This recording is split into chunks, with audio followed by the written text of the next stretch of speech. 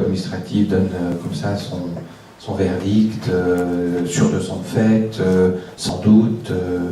J'aime bien vous entendre parce que c'est vous comme praticien finalement qui décrivez un processus qui vous semble opportun, et moi je crois que je le pratique en partie. Donc en tout cas je partage totalement cette façon de fonctionner.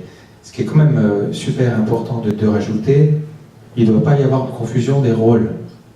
Donc Rina l'a dit tout à l'heure, il y a la notion de sensibilisation, vous l'évoquez, elle est absolument indispensable. Et quand vous actionnez des processus participatifs, laissez pas croire finalement à ceux auxquels vous vous adressez qu'ils ont droit sur tout et qu'ils pourront tout décider, parce que vous plantez. Il y a une nécessité d'être très précis dans les rôles respectifs, qui est le spécialiste, qui est l'autorité, qui donne une opinion, qu'est-ce que c'est qu'un atelier, qu'est-ce que c'est qu'un jury, qu'est-ce que c'est qu'un collège d'experts, qui préavise, qui décide. Donc cette capacité quand même de bien décliner les règles et les statuts des uns et des autres, c'est absolument fondamental pour éviter des frustrations, des confrontations, ainsi de suite. Mais tout ça fonctionne assez bien, donc j'ai le sentiment qu'on est cohérents les uns avec les autres ici. Je crois que pour certains, l'urbanisme de projet, c'est peut-être justement, quand je disais par opposition, même si c'était à dessin caricatural, c'est peut-être justement cet urbanisme interactif qui rentre dans certaines règles, disons, ne serait-ce que de savoir si un terrain est constructible ou pas, c'est un minimum, mais ça changera aussi. Et puis peut-être que justement les règles sur lesquelles on a intérêt à travailler sont peut-être maintenant plutôt des règles du jeu, le rôle plutôt que des règles qui seraient une photographie du futur bien déterminée 20 ans à l'avance, parce qu'on sait bien aujourd'hui que bien malin qui peut dire comment ça sera 20 ans à l'avance. Hein, alors est-ce que c'est une question de règles à dureté à plus ou moins dure ou plus ou moins molle, hein, c'est pas les termes de David Mongin, mais c'était l'idée. Vous aviez évoqué tout à l'heure cette hypothèse d'avoir peut-être la possibilité de ne pas tout décider, de laisser des choses à décider pour plus tard. Ça me semble, voilà, il me semble que ça va dans la même direction.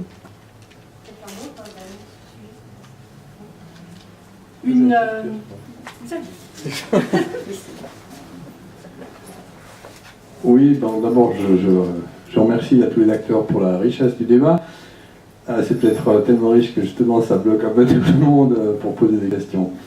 Disons, moi je me questionne en fait parce que je trouve des intérêts à tous les niveaux, mais j'ai parfois un peu l'impression qu'on mélange les niveaux, disons, de projet.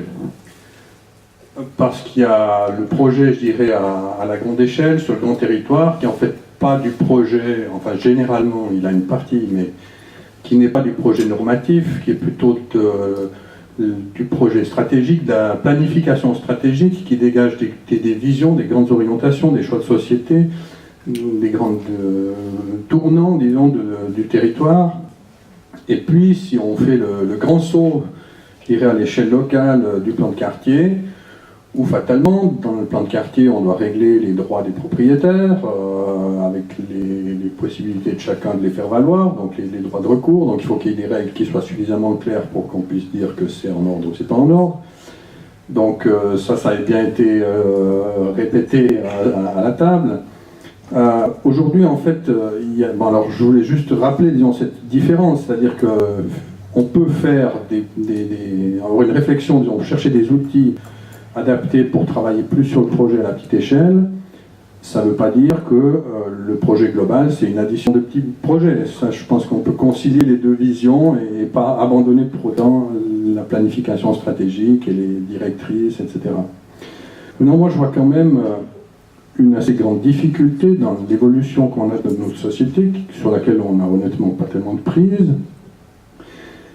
C'est qu'il y a je dirais, le droit, en fait, s'étoffe de plus en plus pour des questions environnementales, pour des questions, disons, d'action en justice répétée, de responsabilité accrue des acteurs, etc., qui font que le plan de quartier, si je reviens un petit peu à cet instrument, c'est pas juste, entre guillemets, définir les droits du propriétaire, mais c'est aussi prendre en compte les ordonnances fédérales sur l'environnement, c'est montrer qu'on a respecté ci, qu'on a respecté ça. Donc faire un plan de quartier, aujourd'hui, ça ne se fait pas juste en une semaine parce qu'on a un bon projet, qu'il suffit de faire le plan qui va autour. Donc c'est un processus qui inévitablement prend du temps.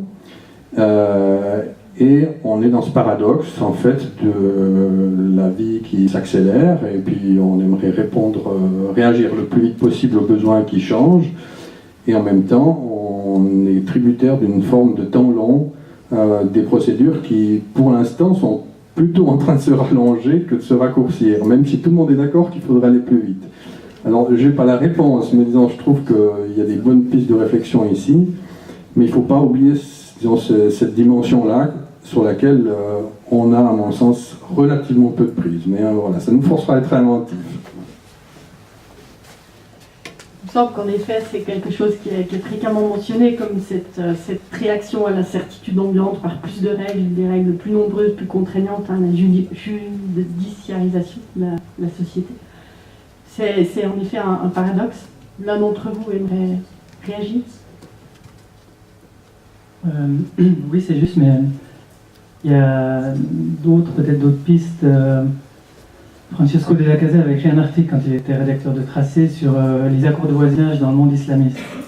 Et puis il faisait le parallèle avec des quartiers d'habitation d'ici, où en fait, avec beaucoup de règles, etc., on arrivait à une qualité qui était en tout cas pas moins bonne qu'une planification, un aménagement sans règles.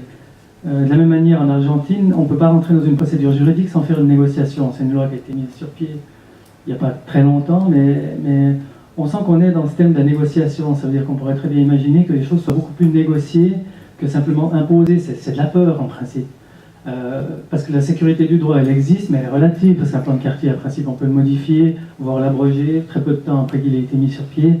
Donc, je pense que c'est vrai que c'est des changements de comportement qui prendront un peu de temps, peut-être plus longtemps que les moyens de communication qu'on a à disposition. Et juste pour rebondir un peu sur ce que disait Regina sur les espaces publics, on a vu dans les travaux de M. Mangin que peut-être les points forts ou les nœuds un peu de rencontres se déplacent un peu. Ça veut dire que l'espace public, comme on l'a conçu, avec toutes ces connotations historiques, etc., de la ville classique, il se déplace tendanciellement vers justement ces nœuds de transport que habilement nous avons fait des projets où on essaie de les accrocher à des lieux de référence. C'est un peu le même processus, et puis on redécouvre peut-être ces lieux de référence, donc il y a vraiment pas mal de choses à faire.